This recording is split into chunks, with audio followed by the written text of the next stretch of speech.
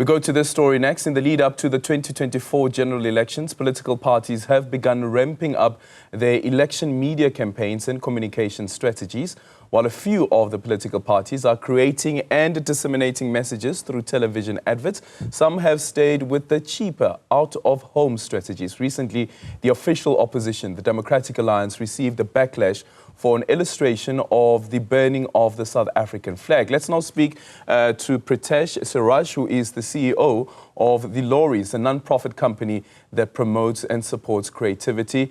Good morning. Thank you so much for making time for us, Preetesh. Do you think that this advert from the Democratic Alliance is an award-winning worthy advert? Well, good morning. Thanks for having me on. I think one of the key things I want to say, this is definitely not an area that I should be commenting on, because there's quite an elaborate process that actually goes into awarding Loeries Awards at the end of the day. So it's not a judgment of one individual, but really of many, many people across the industry. But I think in this particular case, the key things that you also have got to look at is in terms of our criteria, whether this actually is helping build, whether it's actually transforming, whether it breaks down stereotypes, whether it's breaking down challenges in society. And I think sometimes when we look at polarizing advertising, this goes against the national sentiment. Whether this particular ad speaks to its consumers, whether it doesn't speak to its consumers, whether it's designed for this particular purpose, is something that only the strategists of this campaign, it's something that the client as in DA would be able to answer that. So I'd love to be able to get that type of data to better be able to understand what their strategy was. Yeah. So earlier this week, we also had a conversation about this with one of our guests who's in marketing, and I'd like to know from your end, though, are there any limitations, though, when it comes to advertisements that are provocative, that are trying to provoke something in the audience and the people who receive the message? Can you say that you can go this far, but not further than this? Yeah, there are guidelines from the ARB, the Advertising Regulations Bureau, who basically dictate in terms of what are some of the limitations and evaluate some of the advertising that happens within the South African context. But again, it's up to the advertiser to choose and go, what is my target audience? What is it that I actually want to push forward?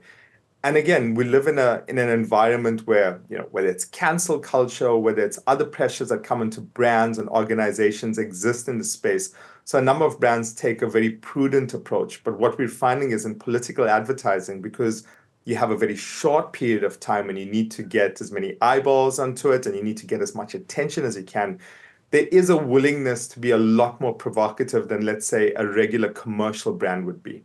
Yeah. I just quickly want to play this video of Kondiswa James, who is a performance artist and activist. One of her performances was during the State of the Nation address. And just take a look at this. And this, again, speaks for me to the symbolism of the flag, because here she also uses the flag to symbolize what it is that she's protesting against. Just take a look.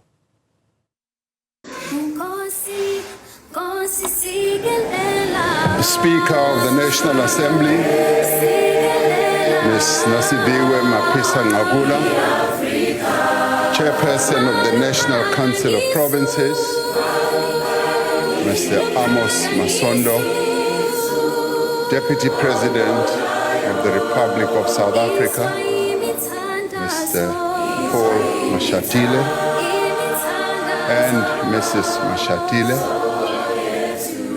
former President Thabo Mbeki, former Deputy President Zile Mlambo-Ngcuka. And Preetesh, in this particular video, Kondiswa is being seen trying to, eat up the flag, and then later on vomiting up the flag, have the flag cover her up. She's also painted in what looks like white paint. And also she's wearing a blue overall, which of course speaks to the working class of this country, the blue-collar workers of the country. But what is it, though, about the South African flag, or I guess any other country's national flag, that carries so much importance that whichever way you try to use that flag, it will get some attention. And I remember the idea that the Arts and Culture Department came up with, where they wanted to hoist a flag at the Freedom Park for multi-millions of rands. And there was this entire backlash, and they were arguing that, listen, we want to, if you are flying through the South African skies and over Pretoria, to actually see the South African flag. So what is it about a national flag that has so much importance?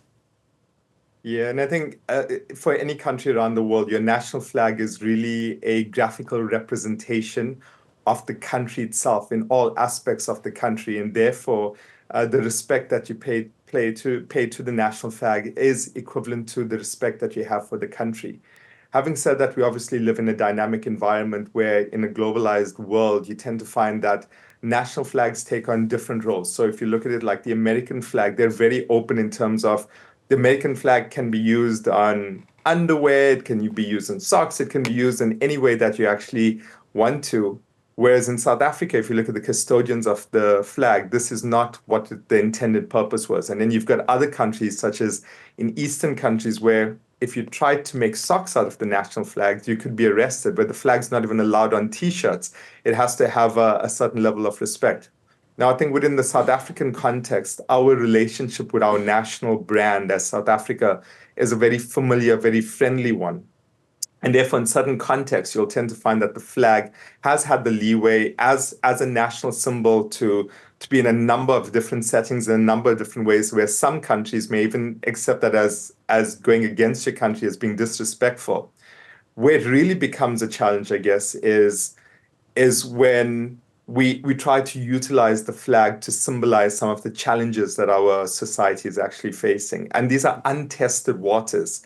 And if people don't go to a route of testing it, whether it's in performance, maybe it's whether in advertising, we won't really gauge the national sentiment. So I think what really is happening is we're in a pivotal moment of understanding the national sentiment in terms of the limits that we as a society are willing to push the depiction of our flag, whether it's in performing arts, whether it's in advertising, whether it's even in the way it's actually used on clothing or other paraphernalia as well. And that's what's really interesting. Everything is set on precedent. And what we're building is the precedent in terms of how we see ourselves as a society through our national flag. A bit later on, at around 50%, we'll be in conversation with Kagiso Lidira. We'll be speaking about democracy, a campaign that they have with the Central Africa, as well as Comedy Central Africa, as well as Nando's. And Nando's is one of those provocative companies that they know that they're willing to push the envelope when it comes to politics, but also when it comes to satire as well. And when you think about satire, it's like satire, how far can satire go? And could somebody actually argue that perhaps maybe sometimes you need to take a pause, chill a bit, and maybe have a laugh? Absolutely. I think, you know, if you look at satire and comedy, there's enough public discourse, especially from the comedic industry, in terms of how public sentiment is actually changing the face of comedy. And comedy is a great way of us laughing at ourselves and understanding where we are going as a society. But it's this notion of almost cancel culture, coming back to that again, where a lot of people are willing to be offended by the smallest things that actually happen. And obviously it's in a different context. But again, as a society and for the health of the society, I was actually watching something really interesting from the president of Singapore, where he was actually saying that we need to be more, and he was speaking about Singapore, and he was going, we need to be more resilient as a country to all of these changes in the way people are actually looking, where everyone's willing to be offended by every little thing. And I think what's going to hold us, and there was good advice in that, us as South Africans as well, how do we actually find a way to actually find unity and not really offense in everything, and especially in areas such as satire as well, so we build a stronger national brand through unity. Okay, I just quickly want to play this montage of different political parties' adverts, and then we're going to continue the conversation. Take a look at some of the other political parties and their television adverts. 30 years since we took our first steps to freedom. Since then, as South Africans, we've restored our people's dignity together. We've made progress in meeting the basic needs of our people. millions more people now have access to housing, water, sanitation, energy, communication, education. Corrupt activities. Power cuts. Money laundering, 51 million rand tender. Cyril Ramaphosa may have violated the constitution. How long are we going to complain about the same things? Joblessness figures hit a record high. The recent data on unemployment is disappointing. Too long have we tolerated corruption in jobs and jobs for favors. Vuka, vela, vota. Most politicians have lied to me. The ruling party made all kinds of promises. But while they get rich, we get nothing. Some parties speak of open borders.